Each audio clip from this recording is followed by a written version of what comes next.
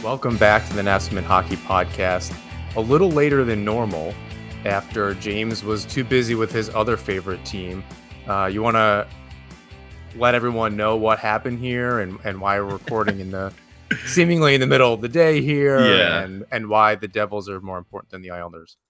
Well, we were about to hit record when I got a note in my inbox that, hey, Tyler Toffoli has been traded to the Devils for Yegor Sharangovich and a 2023 third round pick. And I was like, well, shit, I have to write the news article. I have to attend the welcoming Zoom conference with Tyler. And, that took about the rest of the night. So I texted you reluctantly saying, super bad timing, but Tyler Toffoli is a devil and I am going to be busy. And yeah, so you kind of gave me a hard time, told me that I was the worst co host in the history of the world, and said, fine, we'll do it tomorrow. I'll take a little bit of credit why we didn't just do this last night. I just go to bed really early. So you said that, and I just pretty much packed it in, and that was like 8:45.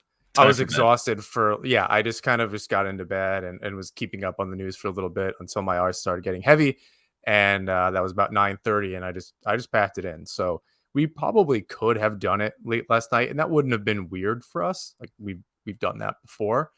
Um, so I'll take a little bit of credit, if that's the right word for why this is. I'll take a little bit of heat off of you, maybe is what I'm trying to say. Thanks. But it's way funnier to give you a hard time uh, as we try to do this in the summer. Which this is a tough week. I'm also trying Oh, to it's move, tough. so then next and that might be. I don't think it's going to be this weekend, so we're probably fine for next week. I know we put out that scheduling note on Twitter. I don't think I'm actually going to be able to move. I'm willing it into existence. I like ordered the U-Haul and everything. Oh, Um, if anyone, I tweeted this through my personal account, which is now, if you're watching on YouTube, we have our Twitter handles. They made a cool update at StreamYard, cool. so very cool. At John Zeller for those who aren't following me directly on Twitter and that can't see that on the bottom of our screen. For anyone that's going to buy a house, just be prepared for everyone that's involved in the situation to tell you that they have all this experience and they've been doing this for such a long time, only for you to have to push everyone to do their job. That's all that I've been doing is like playing referee and making sure people are communicating. It is so frustrating. And then just pulling information out of people. I do not understand why this is the way that it is, but um, hopefully soon. I'll be in by next weekend. I'll try to get my office set up. I have to get some Islander memorabilia up on the wall, and hopefully it looks a little more normal than y'all looking at my bed, which is weird. I don't like that it's just on the internet for the most part. I'm sure you feel the same way. I used to have a blur. It used to blur. Um, I don't want to mess with things as we're in the middle of doing this because I'm sure that I'll screw it up. But anyway, so as the hiccup was last night with Tyler Toffoli going to the Devils, there were a lot of trades this week, and Yeah. the everyone seems to be busy. So I just wanted to run through and get some quick thoughts on things from you because Yeah. I Go for it. you know PLD Pierre-Luc Dubois to LA after everyone was pretty sure he was going to Montreal. This sounds awfully familiar to another situation that it was dealing with the Islanders to make everything about the Islanders last summer. So it seems like these things just change up until it's not anymore. So what are your thoughts on that? Are you surprised to see him go to the Um, Kings? no, I'm not surprised. Like everybody else, I thought that Montreal was going to be a heavy suitor for him too. But the word was that the Kings were pushing hard for PLD, and the Kings have a ton of assets that they were able to utilize in that trade. So it doesn't surprise me that a team like the Kings swooped in and got him. And the word was that Montreal wasn't really willing to fork over as many assets as LA was. So when you have a certain goal in mind and a mission to get back into playoff contention and eventually compete for cups perennially, you don't want to give up too much. And I think that was their mindset. Dubois is an excellent player, but they have a lot of really good young talent there already that they didn't want to get rid of. And I think LA was willing to, hand over a little bit more. So I'm not surprised, although I did think that it was going to eventually end up being Montreal. But regardless, good for Dubois and good for all parties involved, because there was something interesting too, about the three pieces that went back to Winnipeg. I think they all played in like juniors or below the NHL level with a couple other guys already in Winnipeg. I think Neil Pionk is one of them. So I feel like all the parties involved are pretty happy, regardless of maybe going from sunny LA to wintry Winnipeg. Yeah, and it's a team a lot like Calgary, but that just are having room problems in the locker room. So it's there's players that they needed to move. There's Dubois. There's some coaching things kind of with both teams a little bit. It seemed like a little bit of a mess, but to kind of focus on LA, who made the playoffs last year, if I'm not Yes, they did. Yeah. mistaken, they're looking like a team that in the short term could really compete. They Yeah. do have a mix of forwards at different ages, obviously Quentin Byfield, but now adding Dubois as another center behind Kopitar. And in addition to Philip Deneau, they also have Adrian Kempe, who's really good. So and Trevor Moore is still kind of young, and they just signed. I believe they signed him, but he's still got 5 more years left, including next season. There's a good mix of players.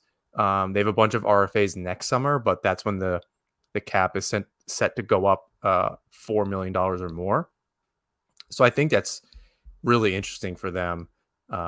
They need to sign Corpusalo, but they do have Phoenix Copley.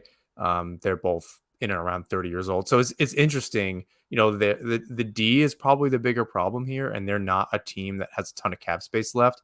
Although with the forwards figured out, they have 4.5 ish left. It's not impossible to make some kind of move here. They do need a defenseman or two, maybe even three, but who knows what's in their system as someone that can play a seven. So it was, I thought, a good deal for them. I really want to see PLD like actually play and step up and be the player that people think he can be, because for a while we just like have not seen him at his best. Um, so crossing our fingers, we actually get to see the player that everyone's been talking about for so long. Um, Bringing it to New Jersey, Blackwood to San Jose, was that a surprise for you? No, no, not at all. I mean, the communication lines there were open already. Timo Meyer for Fabian Zetterlund plus. So definitely not. And James Reimer is not going back to San Jose. That was confirmed a while ago. They really only had Capo Kakinen, so they needed to fill a void there. And there's going to be an opportunity for Blackwood to play there, and that's what he said at the end of the year. He wanted somewhere where he was going to be able to get the minutes. So I wish him nothing but the best. I hope he could stay healthy. That was really just what derailed his career from, what looked like a very promising start for him. So, I do hope that he can stay healthy and maybe take over starting goaltending duties in San Jose. Was that surprising it from the New Jersey side, who are now going to be riding somebody that really doesn't have a whole lot of NHL experience in Schmidt? It's interesting. I have this funny feeling. I don't know exactly yet what um or who they might go for, but I feel like there is going to be some sort of goaltender acquisition, whether by trade or free agency. I spoke with Mike McKenna a couple weeks ago. Really nice guy, by the way.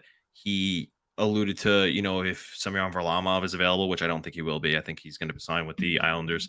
He would be a really good 1B tandem with Vanacek, or maybe even a Jonas Corpusalo, who LA might not re-sign, who's going to free agency. He'd be another good goaltender to run in tandem with Vanacek. I think the Devils know, and because he's waiver exempt, that Schmid should go down for one more year with Utica and just really marinate down there. Take the starting goaltending duties in Utica and run with it, and really develop into a strong, reliable goaltender at the NHL level. So I think there's going to be one more year where you'll see him maybe be up and down a little bit, and the Devils will figure out a way to get somebody to be in tandem with Vanacek if they don't end up splurging on like a Hellebuck. I don't think he's available, but like a UC Soros. I know Logan Thompson's out there. He doesn't even make $1 million. I think he's out there for 800K. He's a former All Star. I don't know how much he's going to cost. That's another good option. But I don't think it's going to be a full year of Schmid. I think it'll be a tandem of Vanacek and somebody else with NHL experience. Interesting. Yeah, I think there's some loose ends to tie up in New Jersey. You would know better than me, but they seem to be continuing to grow and very actively kind of fill in the gaps. And they're going for it. So Yeah. I don't know that it's fair to kind of predict where they're going to be, and because there's still more moves to make, and you never know who kind of pops out of on the younger side of things from the minors, or even just a younger player on the team that just steps up. So, and a lot of those players that they have are still really young, so Yeah. their ceiling hasn't really even been hit yet. So that's to give up Blackwood like that, after having a really strong tandem, or even a three-headed monster with Schmidt on the way. Um, it's interesting. It's definitely a risk, but we've seen a lot of teams do it. That Yeah. they've been Blackwood's been in their system for a really long time. A while, yeah. It's Um, been five or six Wedgwood, years. Blackwood, yeah, it's been. I Miles think. Wood. Well, no, there. Well, yeah, a lot of it. So, A but lot of it's woods. just a lot of these goalies over the years, where it was Schneider, Kincaid, Blackwood, Yeah. Wedgwood. Now, it was over the years, just a lot of goalies and kind of in and out of um, at New Jersey. So I hope they can kind of figure that out. Um, Hayes to the Blues really isn't a big deal, um, but Hall and Foligno to Chicago Yeah. from Boston is a big deal, and then I believe Foligno signed another year at $4 million. Um, so just as much as there's big trades coming into the East, there's a lot of good players coming out. Toffoli to New Jersey, we spoke about. There's two other things that haven't happened yet, but I want to talk about, and then kind of move into the Islanders here. Yeah. Um, Rumors about Duclair out of Florida. Mhm. That was per your colleague at the fourth period, David Pagnota. Um, Duclair has 1 year left. At That was $3 a million player that bucks. you and I have kind of talked about him for a while. He's Yeah. not exactly the player that I think we'd point to. I think the next person we're going to discuss is the person, the type of player that would be our super pie in the sky star forward. But what we've seen out of this team is that it's more than the sum of the parts at times, and you never know how a player is going to fit in. I think Duclair did have some injuries, It did. but what do you think about him as an option? Where do you think he goes if he doesn't go to somewhere like Long Island? You meaning Declare? Duclair, yeah, we're not gonna talk about the next one yet, Yeah. but Okay. this is So kind of the plan B or C, and it kind of depends on what yeah. Florida wants, and we'll talk about where the Islanders are at in terms of their actual ability to do any of this, Right. but we'll get there.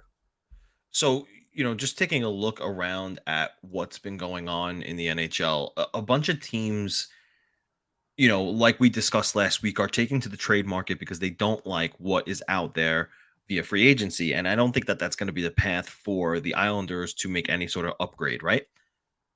The Islanders and Lou Lamoriello really need to take a look at, what did the Lightning just do earlier today, where they traded Ross Colton for a draft pick, right? Or rather, I should flip that and say, what did the Avalanche just do earlier today, where they acquired Ross Colton from the Lightning for a draft pick, right? There's a bunch of teams who are up against the cap, who are going into tonight's draft wanting to either accrue assets to draft, or they want to sell assets to add.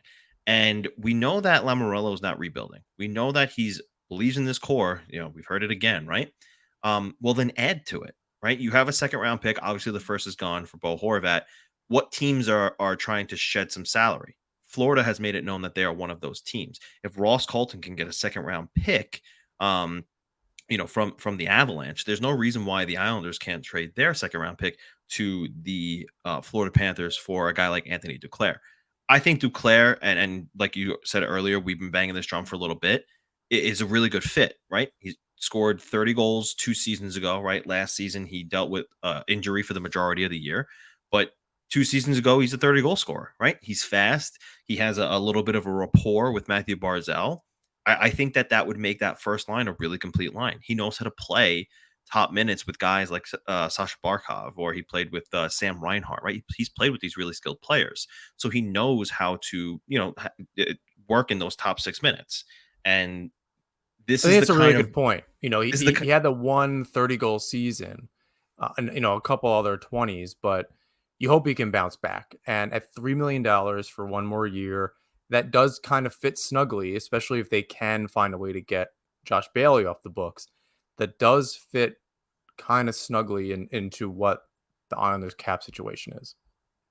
Well, and that's what I'm saying, right? They need to go bargain shopping in the same way that the Avalanche just did for Ross Colton, or I'm trying to remember. There's been so much of. I mean, you could even look at what the Devils just did with Tyler Toffoli and say they just went bargain shopping too. This is the kind of move that Lamoriello needs to make. Something that's like not obvious, sneaky, but is a good bargain for him. Because again, there's nobody on open market who they're going to sign at a reasonable cap hit that's going to be an improvement for this team. And they don't have a ton of assets in the prospect pool. Maybe someone will bite on a Maggio, maybe somebody will bite on a William Dufour or an Iskakov. But largely right now the talk is how good this draft is. Well, the Islanders aren't going to be getting this player that they're drafting for the next 3 or 4 seasons. Trade it. Trade it, Yeah. get a player that's going to help you now. And that is, I mean, for my money, if I'm looking at the list of who's available right now, like I was going through the teams before we hit record, like Duclair's at the top. He might be even number one. Like Yeah. he's available, he's cheap, and he's an upgrade. I agree. I think the more that we kind of talk through this, I do think that he's, barring the injury and his ability to kind of continue to play, I don't think he's done. Like his career's done, but just you never know. Sometimes it takes a player, Anders Lee, for instance, a little bit of time to come back after an injury, and I can't remember exactly what his injury was, but I think the player and former teammate of Duclair, albeit for a very short time in Chicago, Alex DeBrincat. I don't think the Islanders can ultimately afford him what he wants to be paid unless they can move some serious money off the books and Varlamov comes back for a steal and so on and so forth.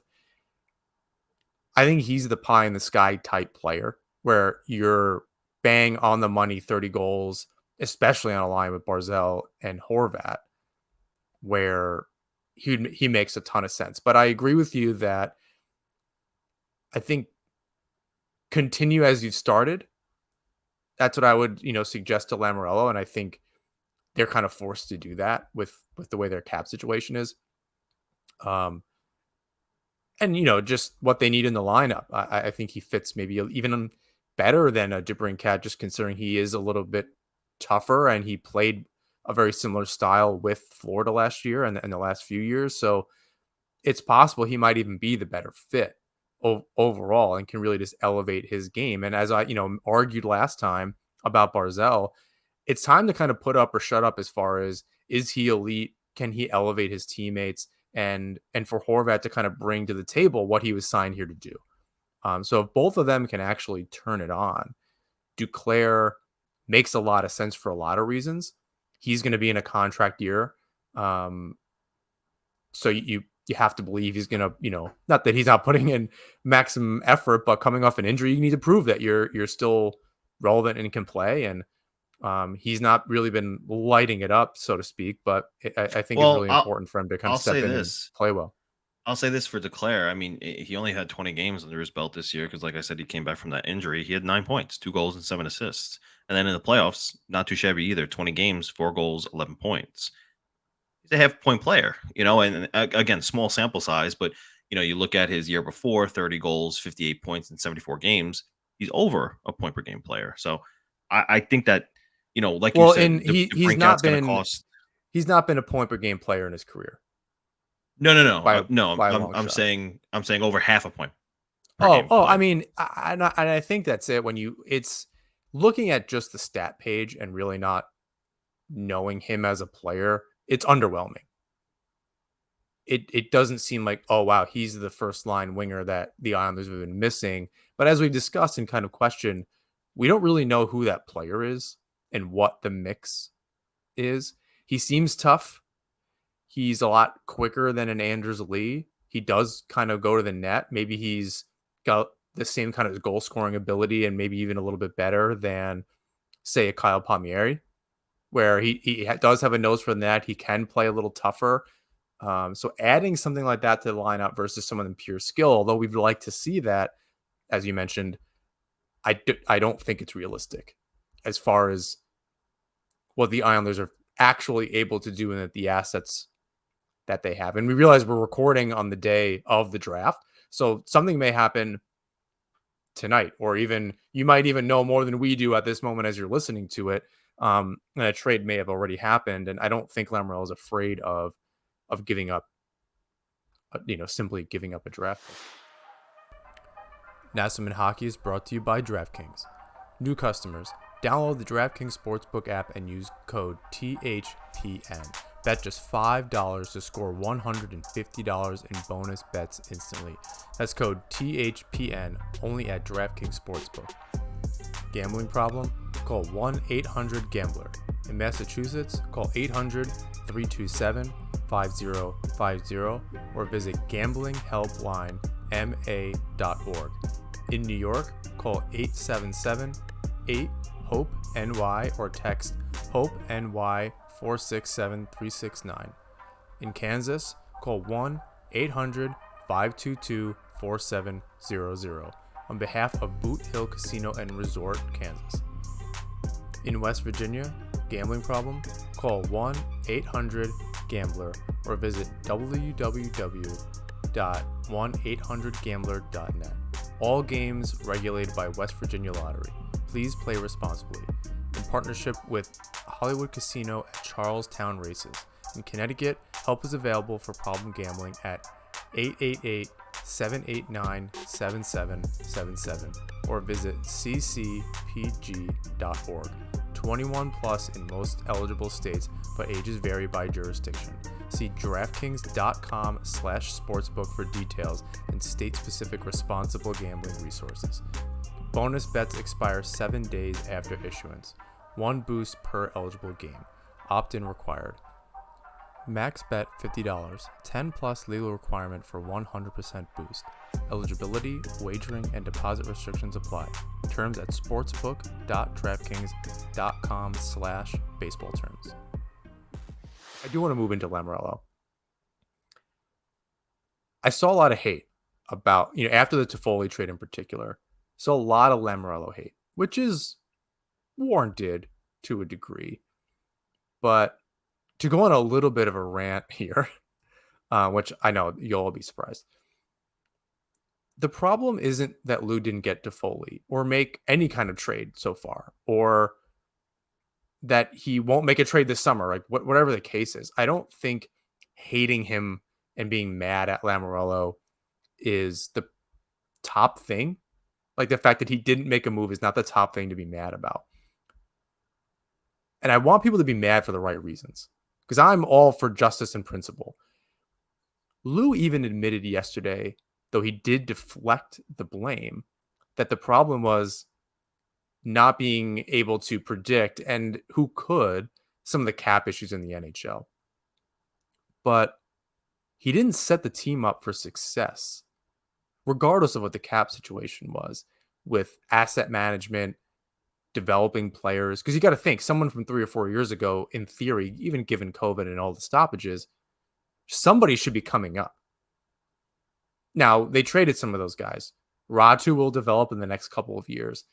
Simon Holmstrom, who even knows, he's still on the Islanders. Wallstrom, same kind of thing. A lot to be desired, but still very young. That's kind of the issue as I see it. And I want us, again, to be mad for the right reasons. This is more about his inability to see. And like I said, you could debate that, I think, up and down. But being able to adjust to those things over the years and kind of over signing a guy like Peugeot, right? I think he adds a lot of value. His underlying numbers are not great. He does get a lot of defensive zone starts, but at $5 million, it's tough. It's tough to swallow that. And even at 3.5, saving $1.5 million, I don't even think we're having the conversation about a guy like Peugeot. But at the time, he was somebody that the Islanders needed, and they did get their money's worth at the time. But there's a lot of just cap kind of, I don't want to call it mismanagement, but in a flavor of that. Do you feel similarly about where the Islanders' current situation, even though we know the cap did go up to 83.5, and that in the coming years it'll, seemingly in Yeah. 2 years it'll go up $8 million compared to now, so it'll be around the $90 million mark, and next year 4 plus, so on and so forth. Do you kind of feel the same way? Yeah. Quote, being bad for the right reasons. Yeah. I mean, and listen, like, the point was well stated. Everybody did what they were, or worked as they were, meaning the general managers, with the assumption that the cap was going to go up, and nobody could have foreseen what happened, right? Nobody could have foreseen the world shutting down for a couple of years, and the cap being, hard only going up $1 million per year.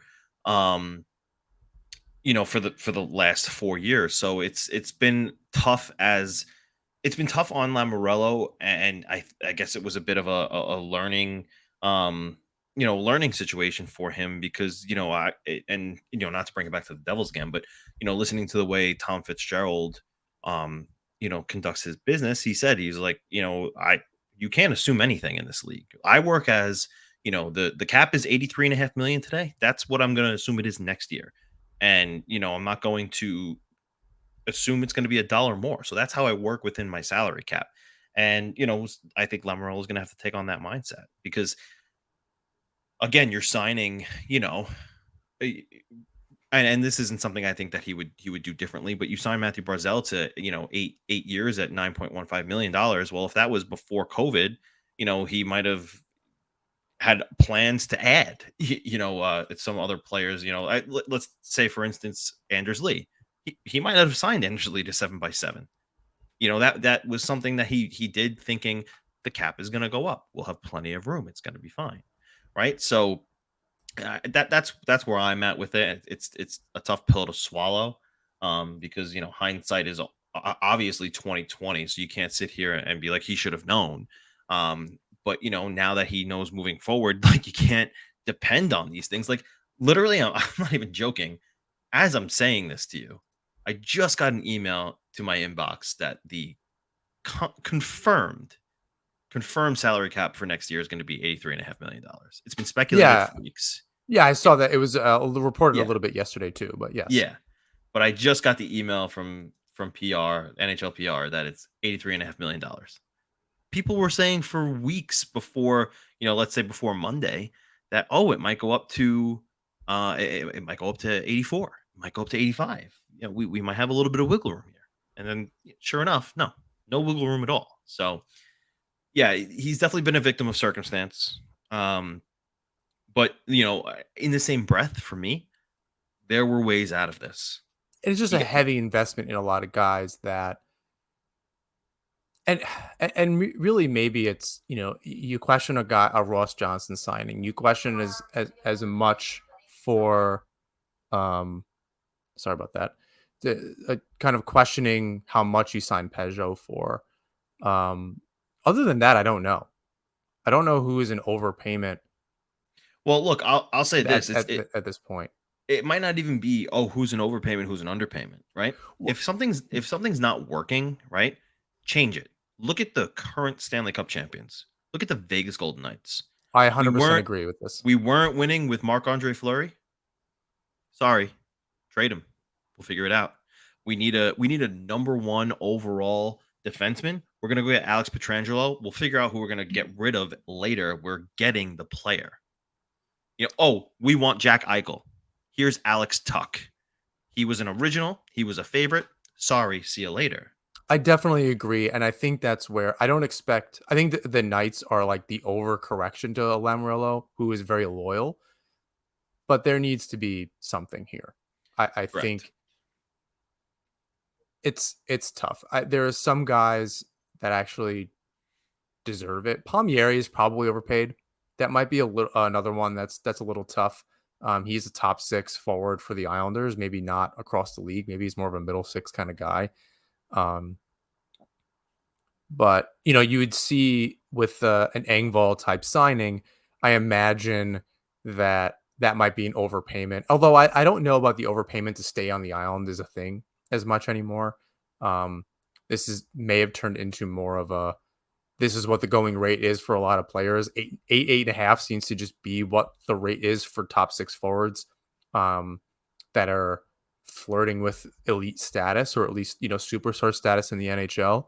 Um, but you need to be able to figure that out and keep it. You can't do what Toronto did, for instance. Obviously, that's way too much money for that, and they can't build around it. But the Islanders have long had the foundation without the critical mass of players that can actually get them to the next level. They have some of them, but they just when a Bavilier doesn't quite work out or so on and so forth, it's tough. You're just kind of striking out on these younger guys that aren't really moving the needle the way that you need them to, older players that just can't hang.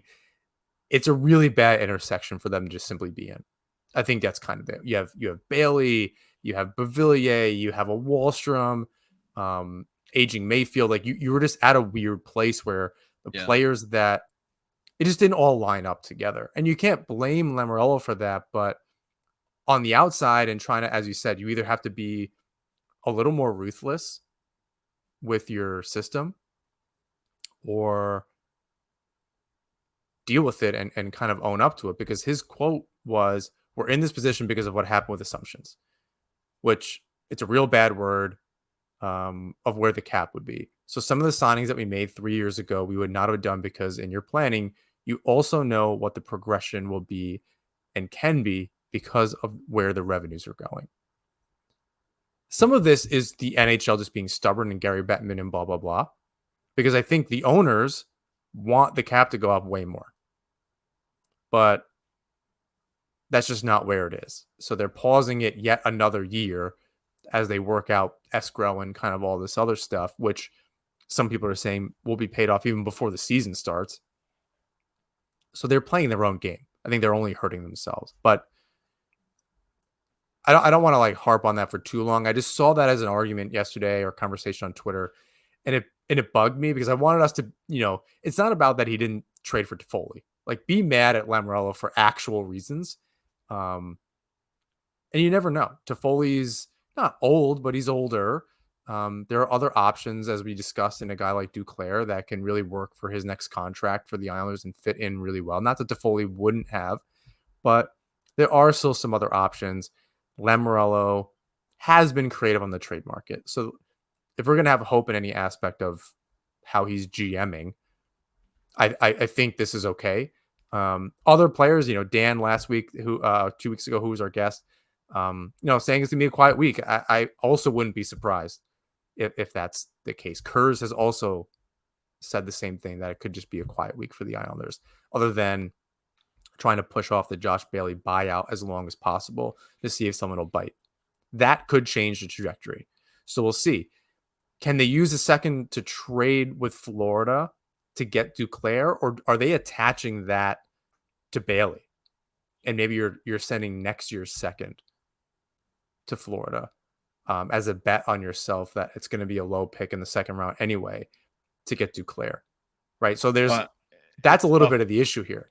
Yeah, it's tough because I think Florida's just looking for the cap dump, so they're not going to take the, $3.5 million back, or actually $5 million cap hit from. Sorry, I'm not suggesting Bailey for Duclair. I'm Oh, saying okay, you can't trade this year's second round pick for Duclair because you need to get rid of Bailey somehow to right, right, whomever. right, So you're attaching correct. a second to Bailey to trade.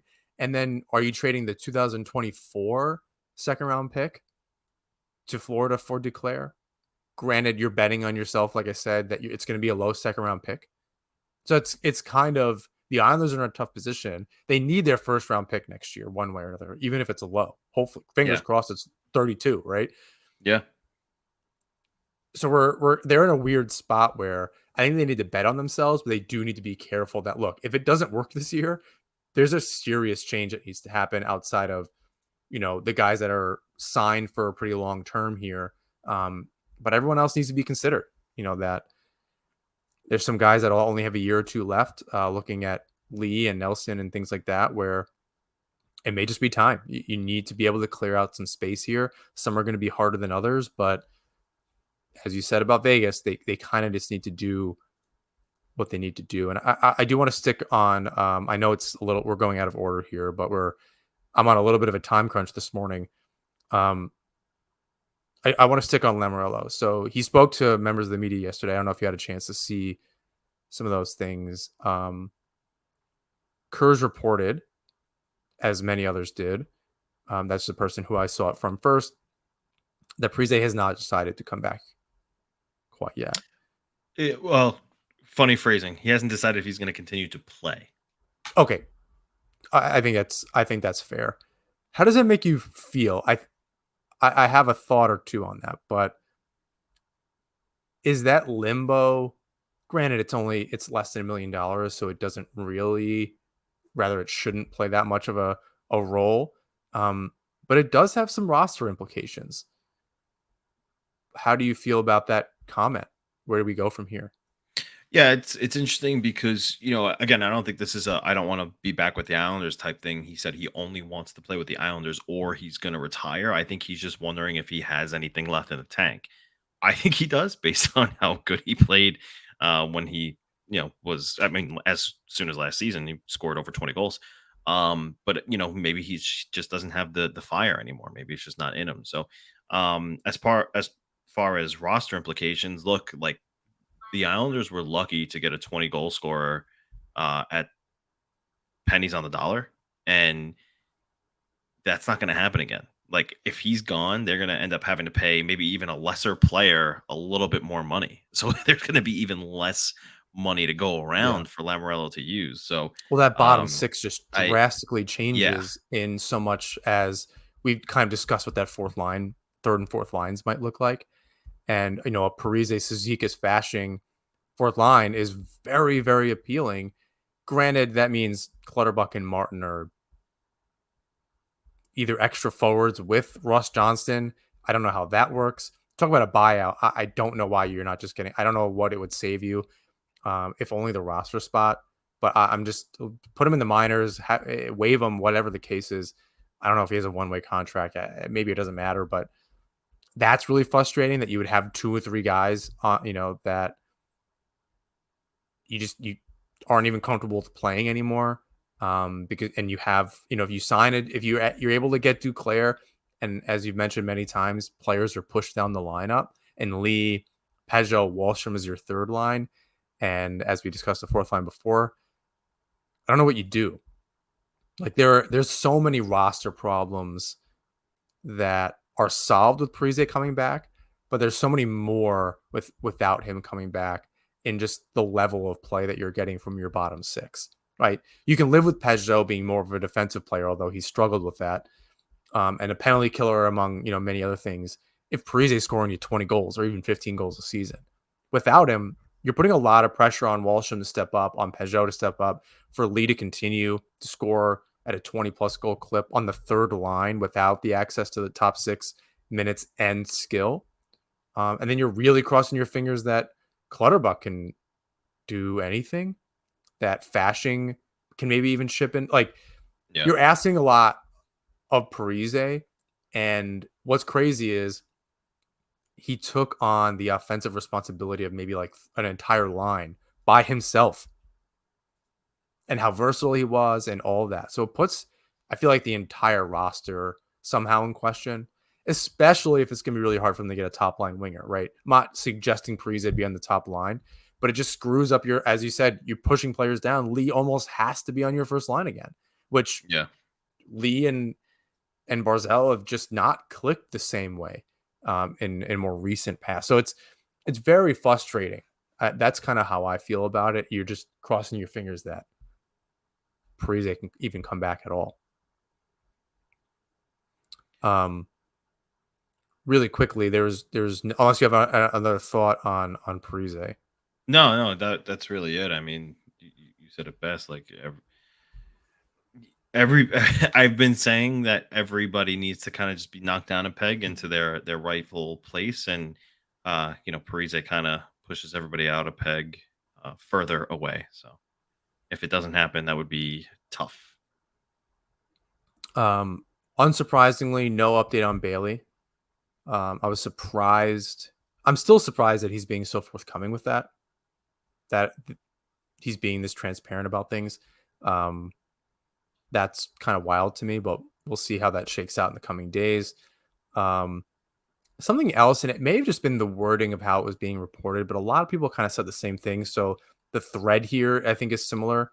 Um, he said no decisions have been made regarding the coaching staff. Now, I read that to not mean Lambert and Mitch Korn, who said we'll be back despite the connection to Trotz in Nashville.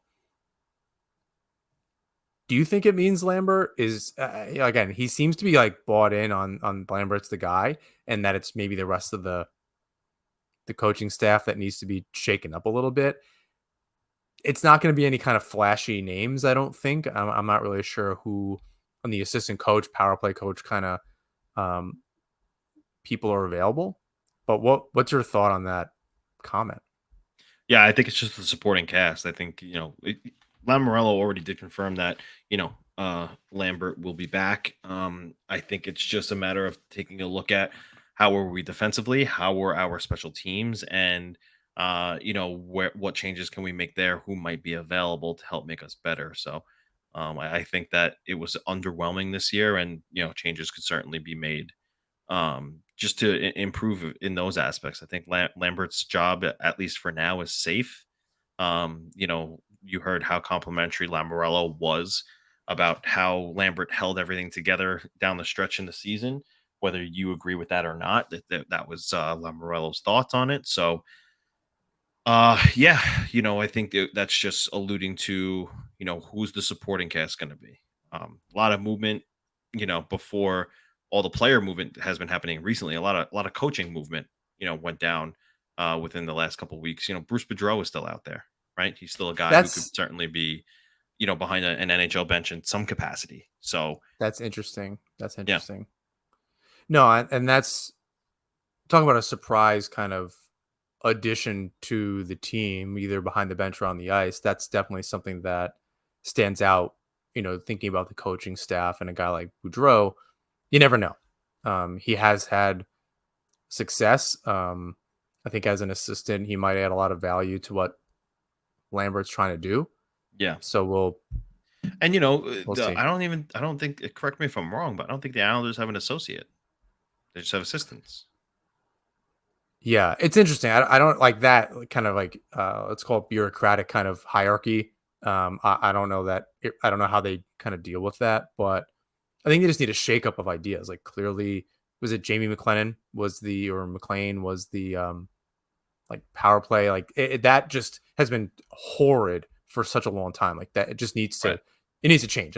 He's not going to bring anything new to the table. He's not going to Right. all of a sudden in 3 months just like have this new idea. He's not going to Ted Lasso it and just come up with something that's super novel, but also had been done before, but no one's really doing.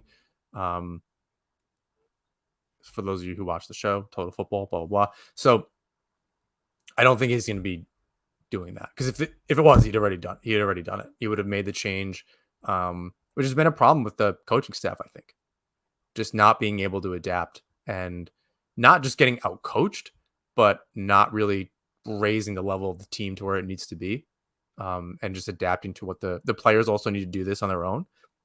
They are adults and professionals, but the coaching staff also is, I think held responsible for some of that.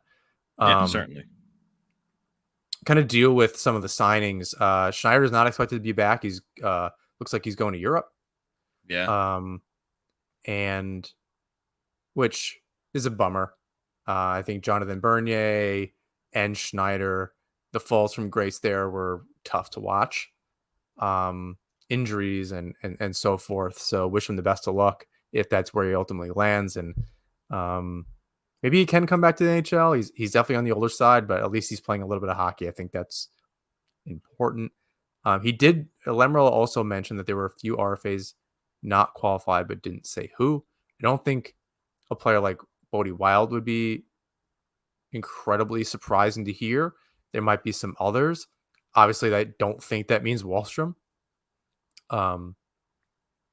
And Bolduc, who I believe was an RFA, is already re-signed. So I'm not sure who else is really left there that of any kind of consequence. And not a knock on any of them, but they're not NHL players at this point. And we haven't really heard much about any of them. And I don't want to speculate too much. The schedule also was dropped. Yes. What do you think about that? It seemed like there was quite a bit of good news as far as the Islanders were concerned. Uh, Elaborate. 4 games against the Rangers that are not all Oh yeah, before Thanksgiving. Um, definitely only good. only 2 4-game road trips, kind of in the middle of the season, and 11 back-to-backs. Now I don't know how that necessarily, and that's from Tilo Mitch, our friend. Go make sure you check out Up the Turnpike and Deckhands. Um, I don't know how that compares to other years, 11 back-to-backs, but you circle those on your calendar as times when the Islanders need 2 goalies, and that makes Varlamov kind of extra important. Yeah. Really depending on where they are throughout the season, but I guess you never know. Um, any thoughts on it on that stuff? It seems like it's pretty No, I wasn't straightforward, sure but what you meant by how like the good news of it on your end, because from my end, like you said, the 2 4 game road trips being the longest for the whole season, that was something I noticed as well. It seems like the NHL tried to do the players a favor in not doing these 2 week road trips. I none for the Islanders. I didn't see any for the Devils. So I think that's definitely a positive for the health and benefit of the players and all involved when it comes to traveling that way. So I thought it was a really good schedule this year as far as how the schedule makers approached it. And getting was it just 3 meetings between the Islanders and Rangers last year, right? So it's yeah, good and to they were have that all extra game before. back. I think they were all before the end of the year too, like the Yeah. calendar year in I December. do They didn't think play that the rest of the way. think that there is some time before the Islanders and the Rangers meet. It's Um, until February. They yeah. don't meet until February. Yeah, so that's a little like why can't we do it a little more often? But um, is what it is. If you have to sacrifice seeing the Rangers until later in the season to have less time on the road for some reason, if that's how it worked out, then you take that sacrifice. They also play the Rangers twice to end the season, along with the Devils and the Penguins, with the Habs sandwich in between there somewhere. So that was a good way. If all those teams are going to be competitive again and kind of fighting for a playoff spot, um, that's way more exciting. Adding in the rivalry plus a potential playoff rivalry and getting in and all of that, I think that's great for both teams involved and Yeah. all 3 teams, 4 teams, whatever. And the Metro and all that kind of stuff. It's way more exciting than um, I don't know, Columbus or whatever. I know they're division rivals, but who knows where they're going to be and in different things to end the season. Although the Islanders are pretty close to blowing it there, regardless of who they played to end the season. And you saw that the Penguins absolutely blew it against Chicago. So you never know. It does. Every game is exciting. Parity, whether you like it or not, has kind of created that. But this is definitely, you absolutely circle the end of the season on your on the calendar for a lot of reasons. This makes it infinitely more exciting from just like a very basic level. Um, I know we're like rushing through today. It's I know, like I said, I have a little bit of a hard stop here, but um, any other thoughts, closing thoughts, anything on Mayfield that I wonder if he even comes back at this point. Yeah. If they can get him like that, like we've talked about to death about the numbers. Is it worth trying to go after somebody else? You don't really have the money. If you're going to go get a Duclair for $3 million, what's left on the other side? What does that mean that you can even do? Look, I said this earlier. I'll say it again. Like I just look at some of the acquisitions that some of these teams have made in the last couple days. Sean Dursey from the Kings to the Coyotes for a second round pick. Hall and Felino went to the Blackhawks for basically free. Like these players are available, and listening to Freeman and Marek earlier today, they dropped an episode of 32 Thoughts this morning. They said there are a ton of other players who are available for basically nothing. Go get one of those guys. Go But get two of there's those dollars guys. attached to that, right? I Right, think it's but you you're you looking at get the right $5 million, guys. I mean, it's getting the right guys, and I think that's perfectly fair. It's just a matter of, all right, so you're not going to bring in Mayfield, so you have that hole in your top six, and then you have one on D, arguably Right, two, right? I think Sebastian Aho is a huge question mark. Bolduc's a question mark. Um, absolutely. My point Romanov is is good, but he needs to step up. So like, there's a lot of just situations with the Islanders back oh, end, and 100%. not a lot of money. So if you can move Bailey, Well, you're that's and the you're other and thing. how do you bring back the team, right? Even if Parise doesn't, Engvall does, Varlamov does, Mayfield doesn't. That's still like the math ain't mathing. No, I hear you, Like and the point is that there's a ton of these guys who are available. You have to go like it's easy to be like, oh, we might not be very active this week. Meanwhile, every other team in the NHL is basically just making a ton of transactions. Like look at what the Avalanche just did in getting Ryan Johansson for nothing. They traded Alex Galchenyuk. The Avalanche got him at 50% retention. The uh, Predators aren't re-signing Galchenyuk. He's going right to free agency. They got him for free. Teams are retaining salary. Like there is a way to make the right moves, the calculated moves, and even be able to offload a guy like Bailey, depending on where who's willing to take him. I know the Arizona rumors were debunked. I know the Anaheim rumors were debunked, but somebody somewhere will take Bailey for 1 year. So there's a yeah, way to make these things happen. You just got to get creative. and I think that's it, and that's ultimately the question for Lamoriello. How do you get creative? I don't know that we've necessarily seen that from him, and there's certainly been times where, probably prior to last season, where he could have done that, and that doesn't mean signing certain guys, but I'll say this too, and it's because someone had pointed out the core isn't exactly intact. He is, with Bailey, Bavillier. It's not like they're keeping, the future with Ratu. It's not like he's overly loyal all the time, but there needs to be a continued step in that direction. I think, to just being okay with, if another team sees an asset on your team and you see an asset on theirs, how do you make it work? Because there could be something there. Um, you just need to be willing to listen. And he says that that's the case, but it's just not always the result. Even though he's made, I think, good trades and like big things, there's still more that can be done. And again, by the time you're hearing this, you probably know a little bit more about anything that did happen, if Lamrell did make that change, or any changes or trades or whatever. So we um, hopefully we can be back next week and I'm all ready to go, or I'm still here and it doesn't really matter. Um, that might be all that we have this week. What do you think? Yeah, I think that's it. I think hopefully we'll have more conclusions to talk about next week rather than speculation. Fingers crossed. Something to talk about. Because if nothing happens, I don't know. Might be a quick 1 minute. Great. Shrug our shoulders. See you later. And might I'm not really might be sure a how. press Yeah, release. it might. Yeah, it might just be a tweet. See you next week. Peace emoji. Um, all right. Let's wrap it up. Thanks for joining us today. Please rate, review, subscribe wherever you listen to or watch the show. You can follow us on Twitter, Instagram, and YouTube at Nassman Hockey. You can find James' work at New Jersey Hockey Now and The Fourth Period.